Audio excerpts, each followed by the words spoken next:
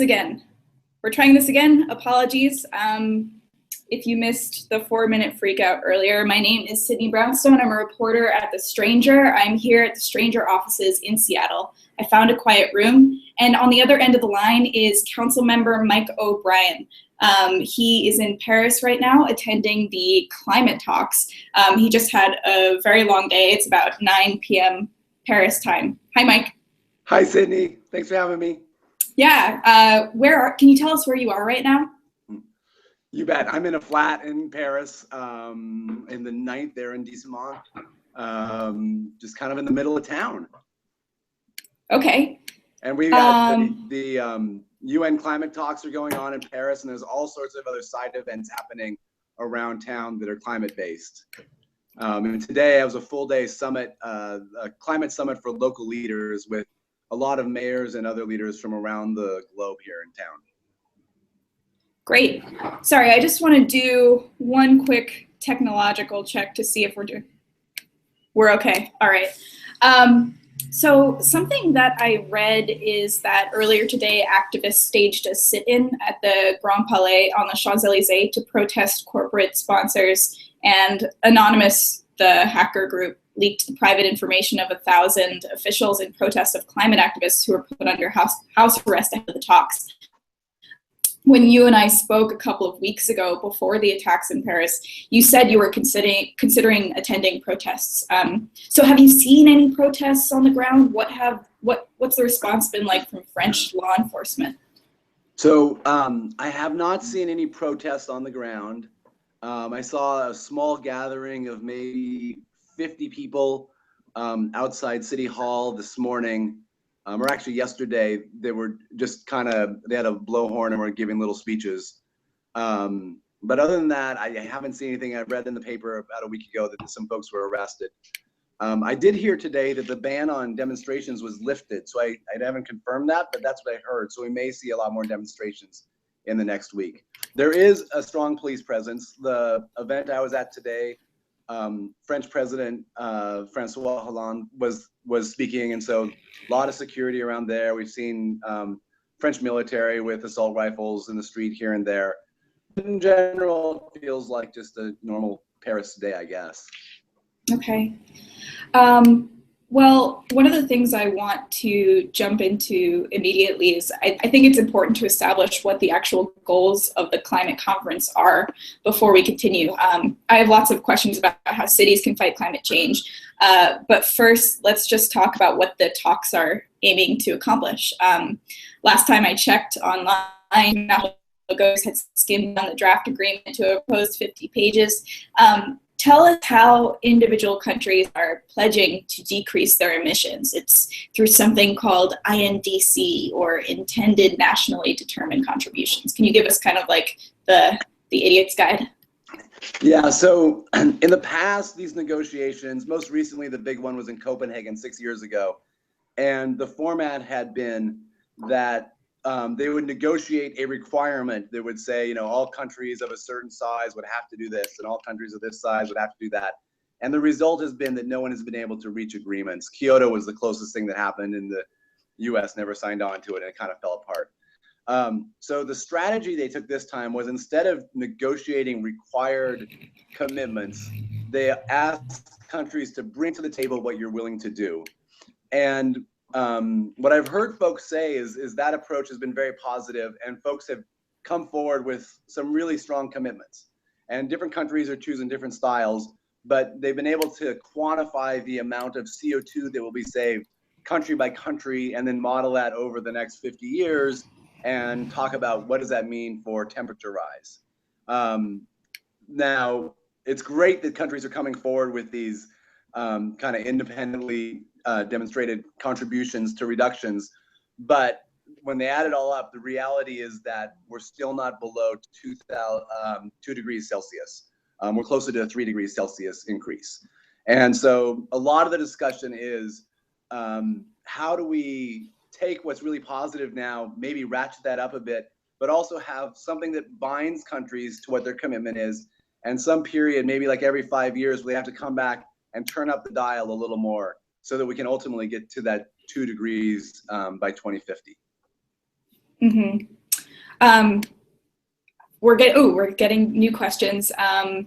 So we have someone, his name is John Deans. He says, "Hey Mike, John Deans here. I would love to know what kind of impact the efforts to restrict fossil fuels on the local level in the US are having on the talks in Paris." You want to take that one?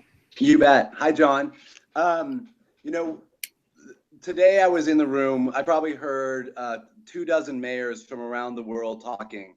European countries like Paris, London, Copenhagen, Madrid, Barcelona, Africa like Cape Town and Johannesburg, Amman, Jordan, Santiago, Chile, Rio de Janeiro, not San Francisco, Portland, Los Angeles, Vancouver, BC. A lot of folks, mayors standing up talking about what their cities are doing. And what surprised me was how the theme that I heard from all these cities was that they need to completely decarbonize their city. They're all talking about how do we completely eliminate fossil fuels. And I would say that Stockholm has kind of the gold standard where they're trying to be completely fossil fuel free by the year 2040 and are on a path to actually achieve that. I haven't heard folks talk specifically about Shell Oil or Keystone Pipeline in these talks, but certainly there's this reality that we need to leave this carbon in the ground, and we need to be designing our cities and investing in infrastructure that is going to support a non-fossil fuel future for our cities. I actually had wondered about that because some of the actions in Seattle, like the raging grannies chaining their rocking chairs together, had made international news. And one of the grannies was profiled in Le Monde. So I was wondering if anyone had interviewed you or recognized you as like the city councilman who got out there in a kayak. I was wearing today, which was different than my kayak attire, so they may not have recognized me. Okay. I haven't had any conversations other than folks from the Northwest about that, but I'll keep you posted in the coming days. Okay. And you also attended the C40 today, which is specifically a part of the conference dedicated to local leadership. Tell us more about what that conference was and what it aimed to address. It's a couple things that it does. One is it's a place where mayors and leaders from cities around the globe can have a conversation about what the changes they want to make and what other cities are doing and learn from each other. One of the facts that came up multiple times, I think about 5% of the land mass on the planet is in urban areas, and about 70% of the carbon emissions, come from those urban areas. So the people that control the cities have the potential to have a very disproportionate impact, both positive and negative, on the policies that we implement in our cities. And so there's a lot of folks feel very empowered about that, but trying to figure out as cities how we move forward.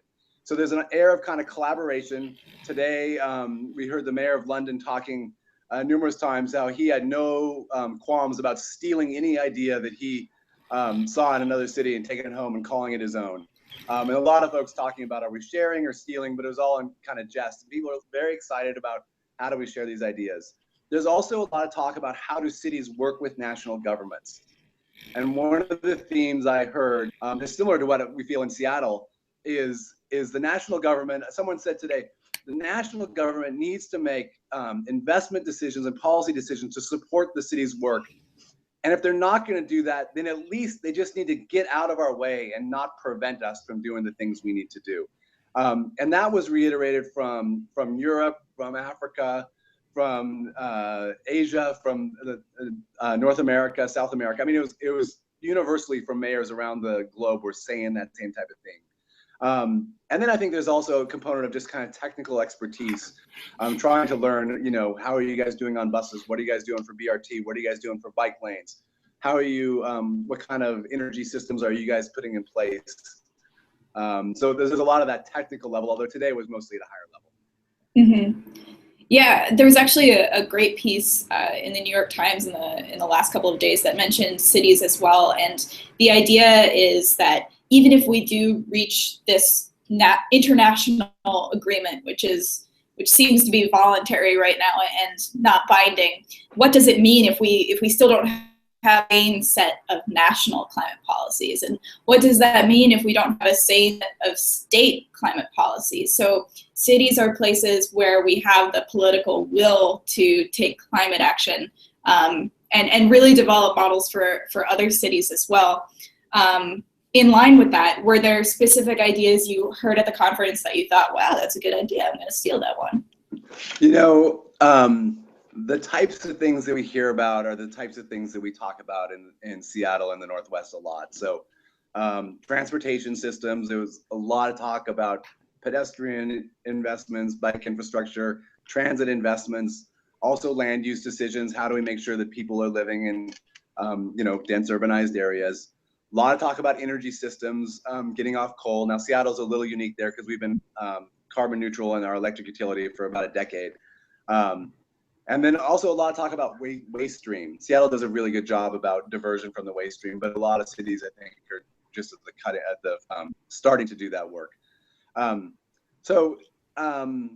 The ideas that were fascinating to me were the things like, I think Oslo said that as of 2 years ago, they stopped buying any new bus that couldn't be converted to an electric bus or a fossil fuel free bus in its lifespan, because they're recognizing that we're going to phase out all diesel buses in the next 5 years.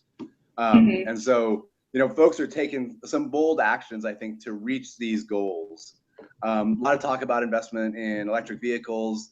I heard from the Los Angeles Police Department, I think he said they had maybe 100 Teslas in their police department down there.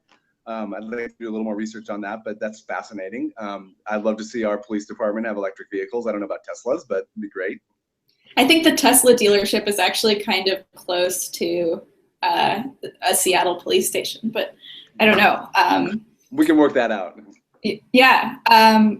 Going along with actions other mayors have taken, so the mayor of Portland, Charlie Hales, recently came out with this policy that Portland would oppose any new fossil fuel infrastructure, transportation, or development through the city, which is a pretty hard line in the sand. Is that something that you think Seattle should do? Is that a policy you agree with?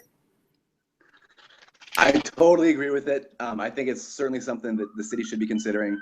On the one hand, I don't know that there are any plans to do any fossil fuel infrastructure in the city, like coal export facilities, but obviously we saw Shell pop up last summer, and so maybe there's something we can do to prevent anything like that happening. Mayor Hales from Portland spoke today, and I thought he said it really well. He said, we need to be using less and less fossil fuels going forward. So to add any infrastructure to expand that is just counterproductive. So let's just stop. And he was making the case for that. And I think it's the right thing to do. And I hope Seattle can follow suit pretty soon. What's the conversation around divestment like? Are mayors of cities talking about that? The only one who mentioned divestment today was Mayor Hales also. He talked about how Portland had, I think, $200 million invested in Exxon and another fossil fuel company in bonds, but within a year, those bonds will be redeemed, and then they had a policy that they would no longer buy any fossil fuel investments. I'm not sure what portfolio they're talking about, if it's like what Seattle's done with our cash pool, or if he's dealing with retirement funds down there, so I need to get more details. But that was the only divestment conversation I heard of. Mm-hmm. I'm going to take some more questions from Twitter and email. This one comes in by email. It's from Wolf in West Seattle. He writes, please ask Mike today about the contentiousness between the least developed countries asking for money from the most developed nations to mitigate their cost of adaptation and resilience to, I think he meant, fight catastrophic climate change. Have delegates conducted this monetary disparity with the potential carbon offset projects located in these least developed nations as a way to bring needed revenues and sustainable development to the least developed nations? Whew, that's a long question. I think he's just kind of getting at that's this a conflict. Great question, Wolf. Yeah. The room I was in today, again, with mayors and local leaders, that topic came up a lot, but there was really no contention about it in the rooms. It was interesting, Sydney, because in Seattle, we talk, and I work on climate issues, and we talk a lot about climate justice and environmental justice, and how within our community, when we're making investments, how do we make sure we're doing that in like a racially equitable way? How do we make sure we're doing investments, or if we have policies, we're not disproportionately hurting certain populations? And that same theme is playing through on an international level. And I heard a lot of mayors talk about that, whether they're mayors from Northern Europe or mayors from South Africa talking about it. It was, there's a climate justice. We need to be investing in these countries that haven't benefited the way a lot of the folks in the North have through fossil fuels. Yesterday, I heard economist Jeffrey Sachs speak, and he was talking about how we need to decarbonize our whole energy system. And he said, he started off by saying, fossil fuels aren't bad. They're not political. Fossil fuels lifted so many people out of poverty around the globe, and we've benefited immensely from it. He said, I've been to countries or communities where there's no energy consumption, and these are not good places to go. There's just abject poverty everywhere. We want energy.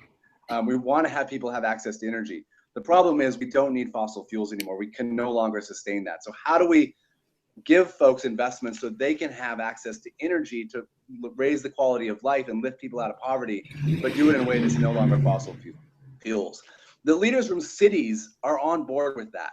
And it's interesting, even some of the state leaders, I haven't seen any of them speak other than the French president, and he spoke about it eloquently today. He said, the fight for climate change cannot be distinguished from the fight for inequality. They are one and the same.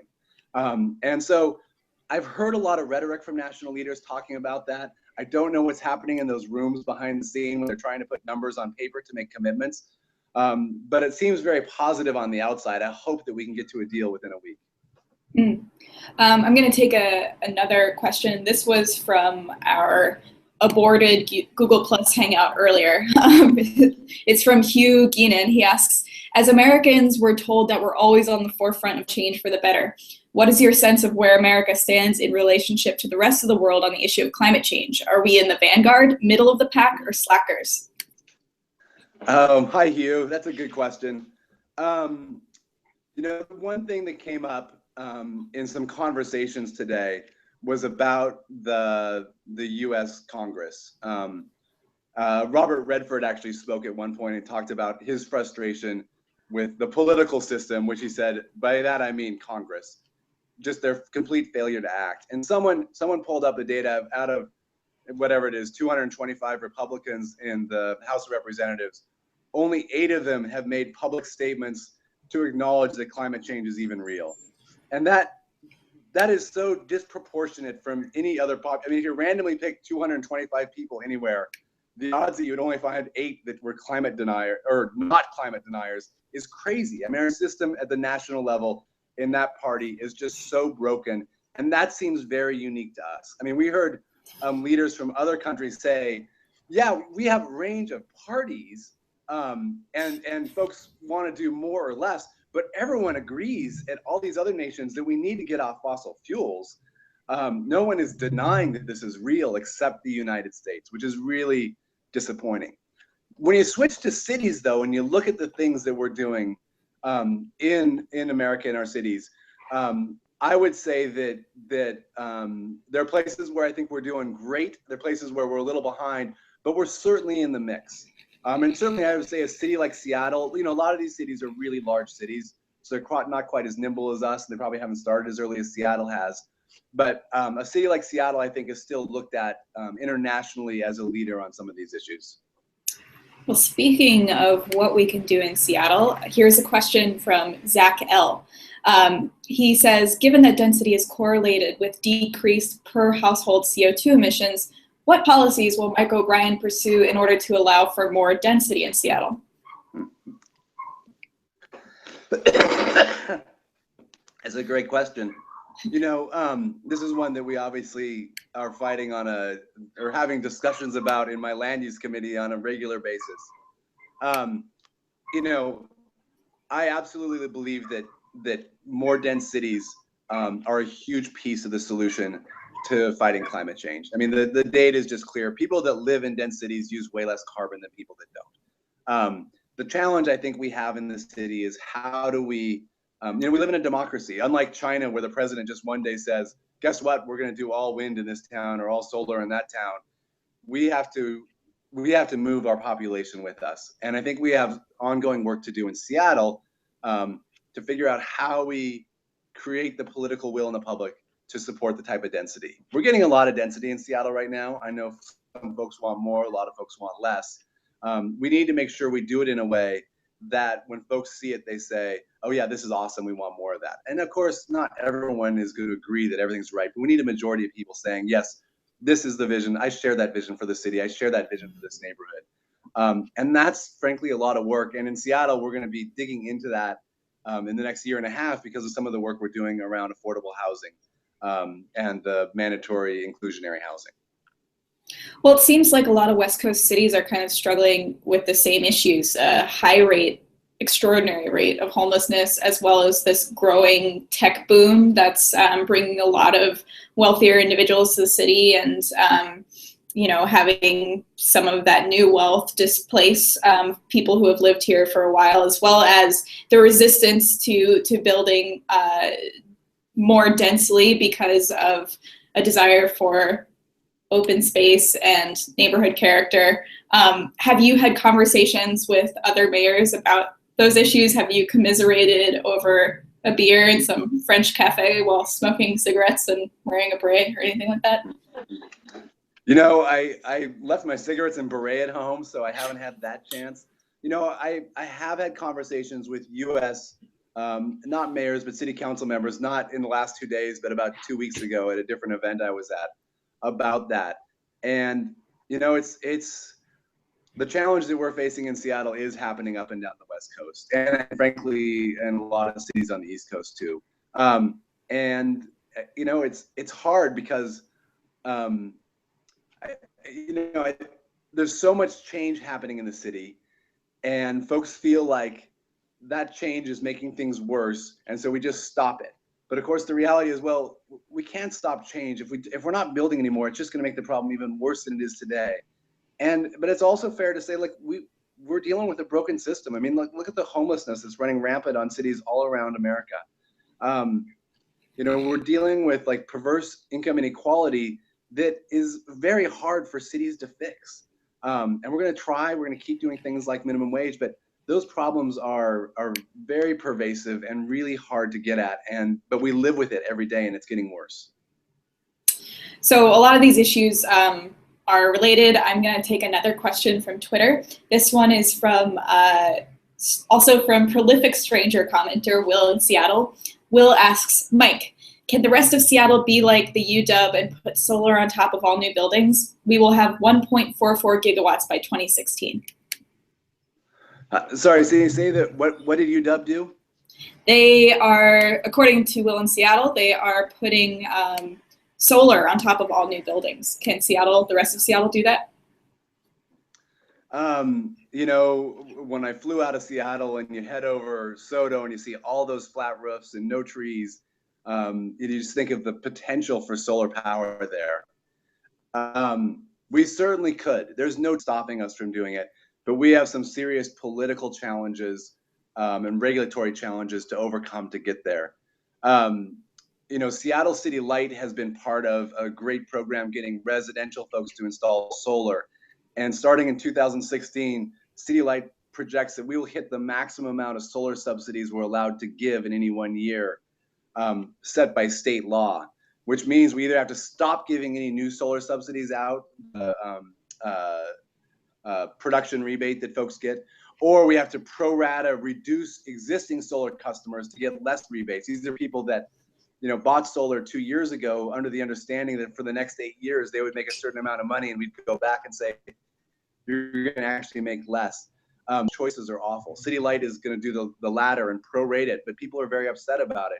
We need to change state law to allow those subsidies to continue for a few more years to get solar up and running. And we also need some state law. We also need state law to do the to allow commercial buildings to have to support solar in a way that residential did. Well, speaking of dysfunctional political bodies at the state and at the national level, We actually have two citizen-led ballot initiatives that are making their way to the legislature. Earlier this week, Carbon Washington, a group that's proposed a revenue-neutral carbon pricing scheme for the state of Washington, gained enough signatures, they say, to put the initiative in front of legislators. And just a day earlier, Elon Musk stood up at the Sorbonne in Paris and gave a talk about revenue-neutral carbon taxes.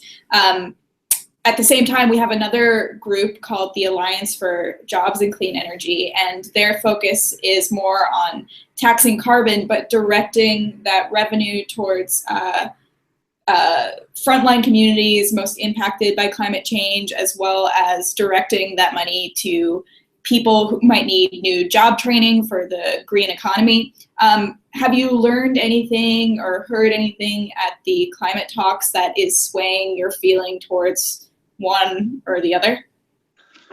You know, the parallel I draw is the one I mentioned earlier about the climate justice in Seattle and climate justice on a global landscape. What clearly has to happen on the global landscape is the developed world that has produced most of the carbon emissions and benefited immensely from it has an obligation to financially contribute and support the developing world to come up to our living standards. Similarly, in our city, when we make a transition from, or in our state, a transition from a fossil fuel driven economy to a clean energy economy, that transition will be painful to a lot of folks. And we have to have tools in place to invest in the communities within Seattle who haven't had a chance to benefit the way a lot of us have from all the pollution we've created. And so, well, I appreciate the revenue neutral from a kind of fiscally conservative perspective, how that makes sense, but it's going to fail. Once again, it's a policy that almost by design, not intentionally, but by design is going to undermine the communities that have the least ability to mitigate how they live. These aren't folks that can pick up and move to a different neighborhood. Oh, I'll just go buy a Tesla. Oh, I'll just go invest a bunch in energy efficiency in my house. You know, these are folks that are going to need financial support. And so if we don't have another mechanism to do it, I have some concerns, which is my long-winded to say of the Carbon Washington. I signed that. I really like a lot of the folks that are working on that. I think the intent is good. I hope that there can be a broader conversation within folks working on climate policy at the state to figure out a path and really center this on communities of color and immigrant and refugee communities in Seattle and in Washington state, to have them part of that conversation, defining what a carbon economy is going to look like and how they can also benefit from it. And I don't think a revenue neutral model is the answer.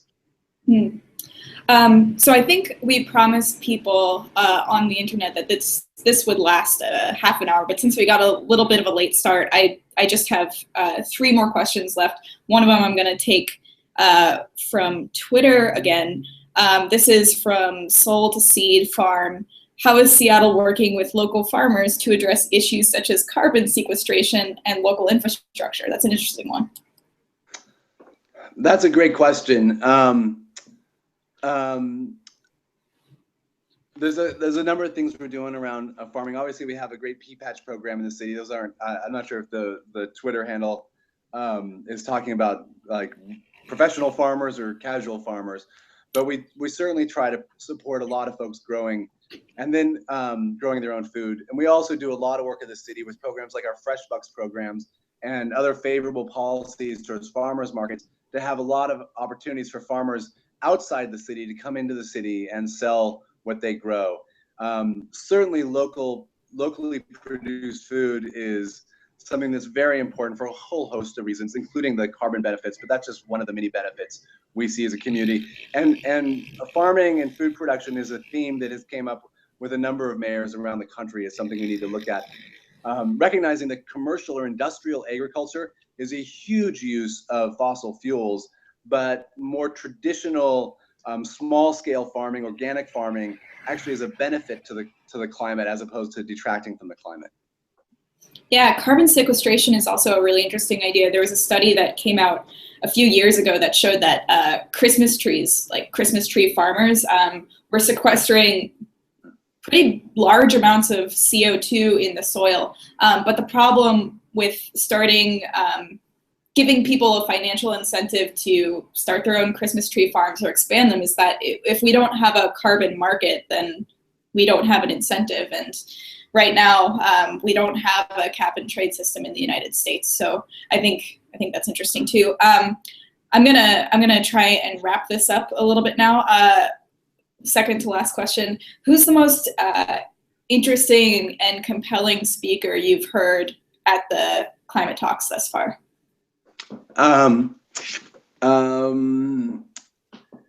The mayor of Paris, Anne Hidalgo, has been great. She's been the host and spoke numerous times. I've been very impressed with her. Boris Johnson, the mayor of London, is a very entertaining, very charismatic, seems to be willing to say whatever crosses his mind. I'm sure the press love him up there.